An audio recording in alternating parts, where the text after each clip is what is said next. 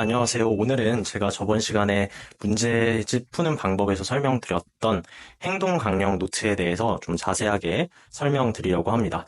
그래서 예시 문제를 가져와서 어떤 식으로 행동 강령 노트를 작성하면 될지에 대한 설명을 드려볼게요. 수학 문제에서 당연히 조건, 즉 발문이 있죠. 발문이 있고 그에 맞는 답이 있을 겁니다.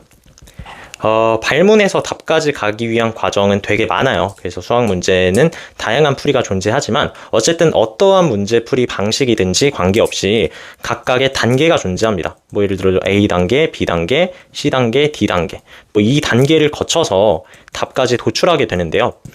그래서 제일 중요한 게 뭐냐면 해설 강의든 해설지든 볼 때 그냥 그렇구나 하고 넘어가는 게 아니라 발문에서부터 내가 왜 A단계까지 도출을 못했지? 예를 들어 여기에서 막힌 경우에 또 여기에서 막힌 경우에 여기에서 막힌 경우에 즉 여러분들이 답까지 도출하지 못했던 넘어가지 못했던 그 단계가 있을 거란 말입니다. 그래서 그 단계에 대한 걸 정리해 나가시는 거예요. 뭐 예를 들어서 여기에서 막혔다.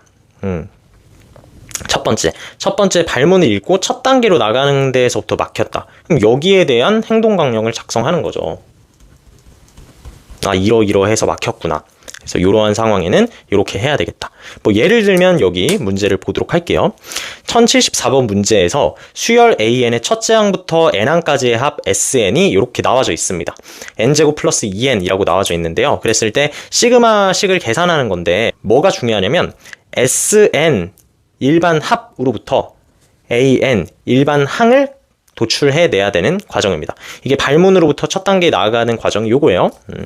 SN으로부터 AN을 만드는데 여러분들이 뭐 개념서를 가져오고 고민해보고 5분 이상 고민해봤는데도 답이 도출되지 않았어요. 예를 들어서 얘가 N제곱 플러스 2N인데 AN을 못 작성하겠어.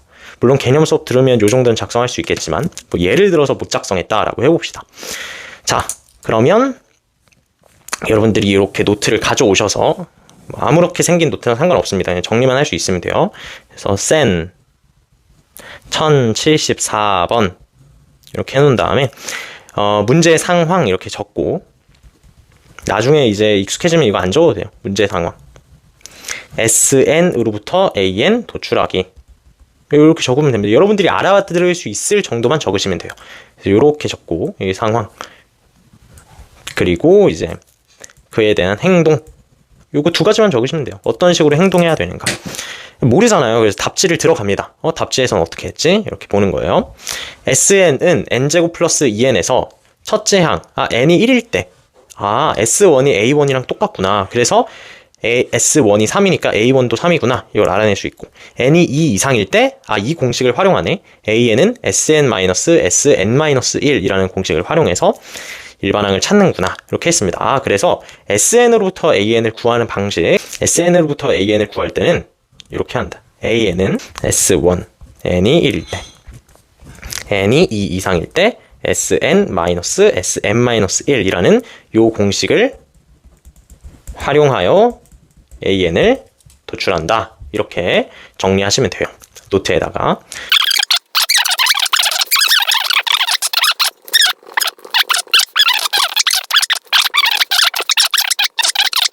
그래서 자 여기서 막혔으면 막힌 상황에 대한 행동을 쓰는 거예요. 그러면 뭐 예를 들어 다 모르겠어. 하나 둘 셋 넷 다섯 다 모르겠으면 이게 굉장히 큰 문제긴 하지만 이 상황에 대한 제가 말하는 문제 상황은 요겁니다. 여기에서 여기로 넘어가는 이 논리예요. 논리.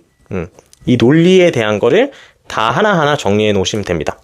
근데 문제가 1000개가 넘고 그러면 각각의 문제에 대해서 이렇게 상황 정리하는 게 좀 비효율적이지 않을까요? 라고 질문을 할 수 있는데 절대 그렇지 않습니다. 왜 그러냐면 문제 상황이라는 게 항상 반복돼요. 그러니까 수학에서 문제 상황이 딱히 그렇게 많지가 않습니다. 그래서 유형설을 푸는 이유 반복되기 때문에 반복되는 문제 상황에 대한 대처를 여러분들이 다 정리를 해 놓으셔야 되는 게 당연한 거죠. 그러니까 각각의 상황에서 넘어가는 다음 상황으로 넘어가는 이 논리 를 문제 상황과 그에 맞는 행동으로 정리한다. 두 번째, 각 문제 상황에 대한 행동이 한 개만 존재하는 것이 아닐 수 있으므로 여러 가지 정리해야 된다. 그래서 저는 해설지도 좋고요. 해설지 플러스 해설 강의도 충분히 활용하셨으면 좋겠다.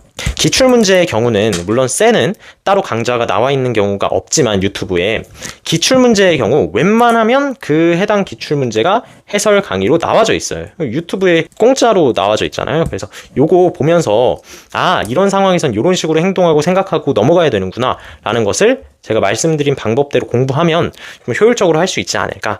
그래서 오늘은 제가 문제 하나 예시를 들면서 하나의 수학 문제에 대해서 행동 강령 노트를 어떤 식으로 작성하면 되는가에 대한 설명을 드렸습니다.